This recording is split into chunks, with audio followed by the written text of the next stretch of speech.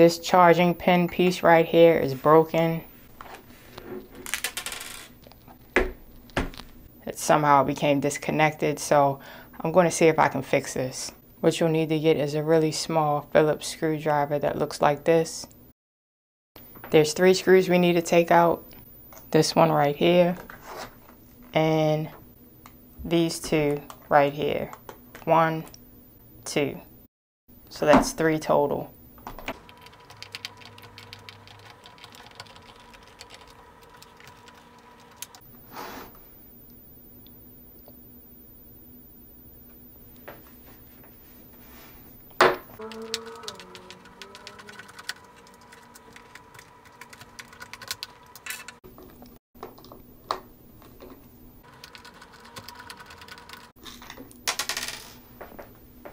You can just pull the vacuum up. Okay, so now we need to take this apart. We need to find a way to separate this piece, these 2 pieces. And now this screw right here comes off. So this is a Torx. This is going to use a Torx bit, not a Phillips like the other one. And this is much shorter than the other screws. I'm just using these little blue pieces that came with my iFixit kit. I've seen people use a butter knife though to get this open. This might take a little bit of time for you, but just basically stick these things in, whatever's skinny enough, whatever you can fit inside of these spaces.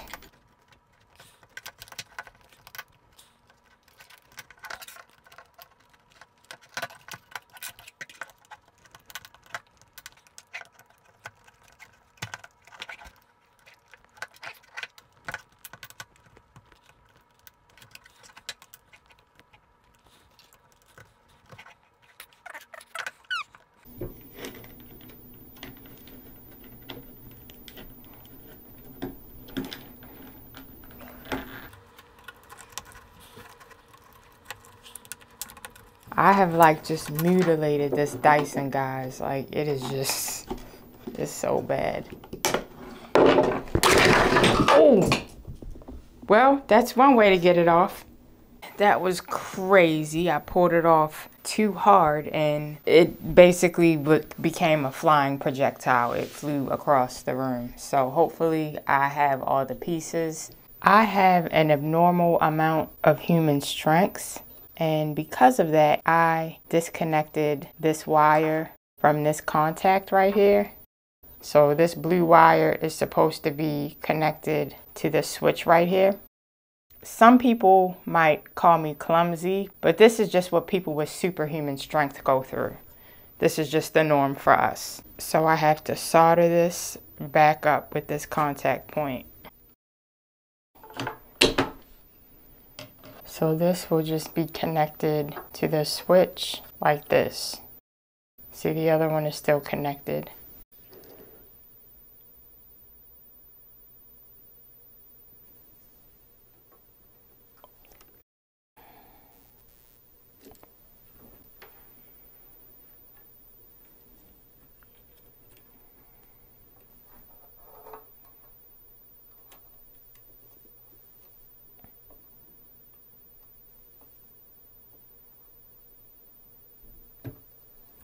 Okay, good connection.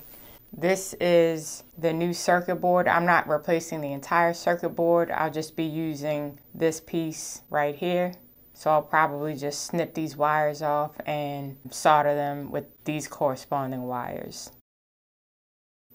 So this is really the only piece that I need because this piece in there is what broke off, which is right here. And this piece that broke off used to be connected to this wire. So it broke off from that wire. So these 2 wires right here broke off from this piece right here. This black piece, this black wire was connected right here. And the white wire was connected somewhere as well. The next step is getting this piece out.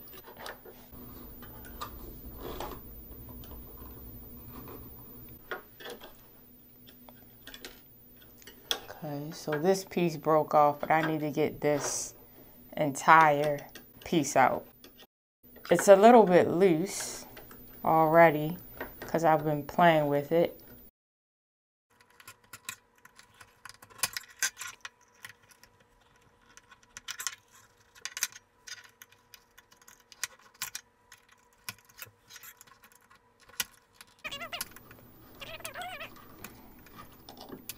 But I haven't seen any other tutorials on how to do this, so I really didn't have a guide as far as what to do or like how to take this piece out.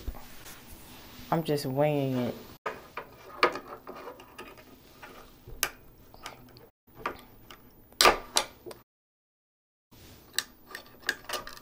Okay, I got this piece out. It's all mangled up. It looks a hot mess. And the inside of here is pretty ugly. Hopefully this piece will fit with no issues. It seems like it's going to fit fine. Yep. No problems there. Like I said, I'm not going to switch out circuit boards. What I'm going to do is I will cut these wires and cut these wires and just solder them onto each other.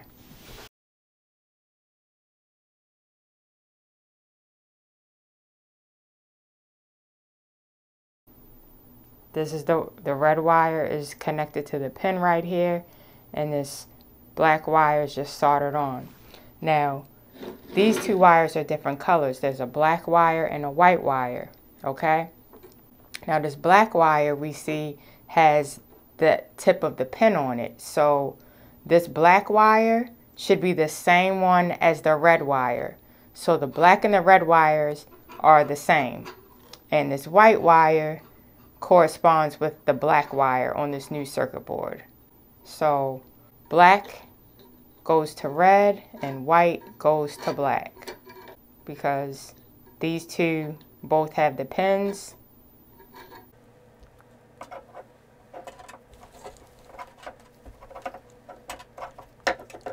It's a really thin wire. Okay, so I have both wires exposed now. Just going to twist the wire strands. These wires are so small, so I'm just twisting them together.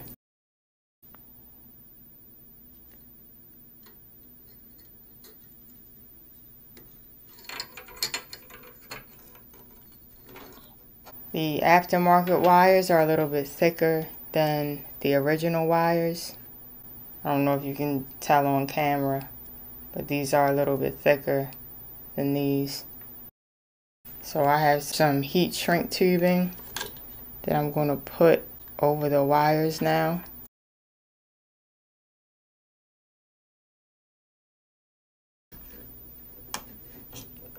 Remember we said the black goes with the red and the white goes with the black. I'm just dipping these wires in flux.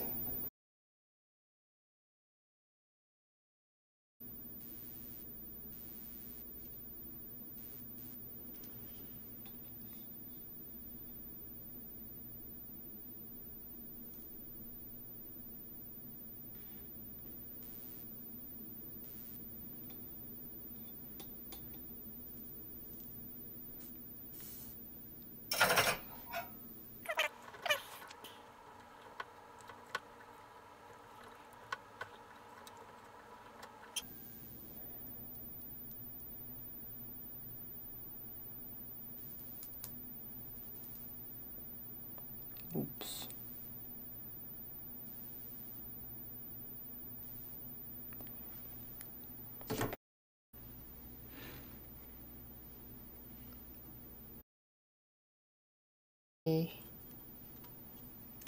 All right.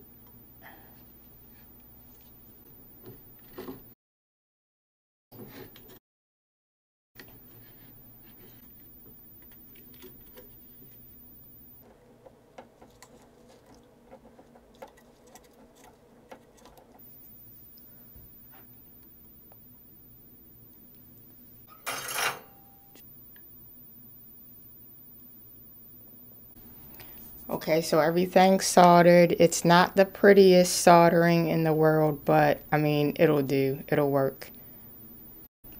Now I just have to stretch this heat shrink tubing over here and we'll be good to go.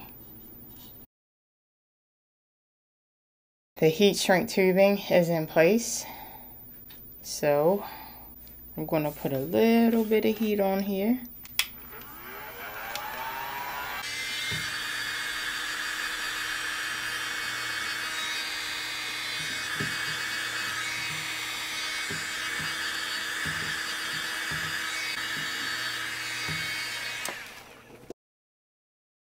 Yeah, that's not going anywhere. Let's see if this charges first of all. Okay, it is charging, so it works. The connections have been made. Everything's good. Now we can put this back in. So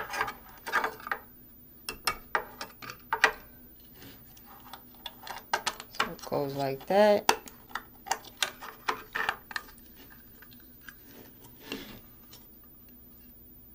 So this piece, I just pushed it in here and I had to open these sides to make it fit in and it just snapped in. Okay, so it's pretty secure and I'll show you when I plug it in. See, it stays right there.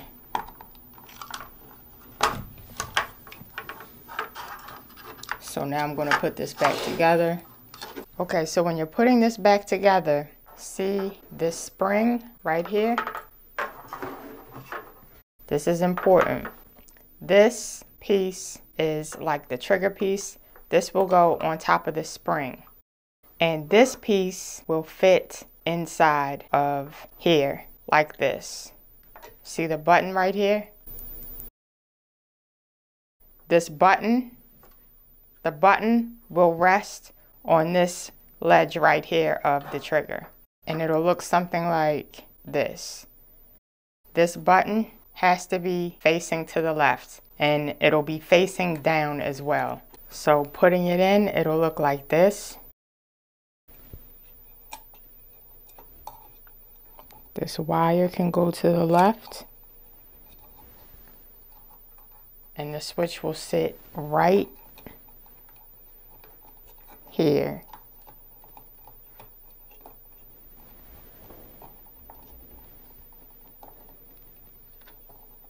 Make sure all of the wires are tucked in. And if you can, put the switch wires off to the side. Put the switch on the spring. And remember, we said the bottom piece goes right underneath of here.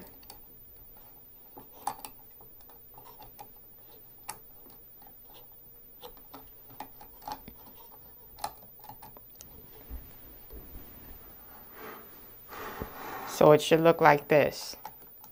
And you should hear a click. You want to make sure that this piece is underneath of the button, which it is. See?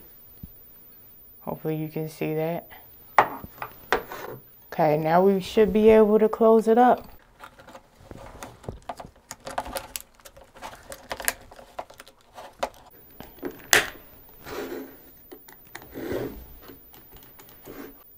Okay, so now the only thing left to do is put the screws back.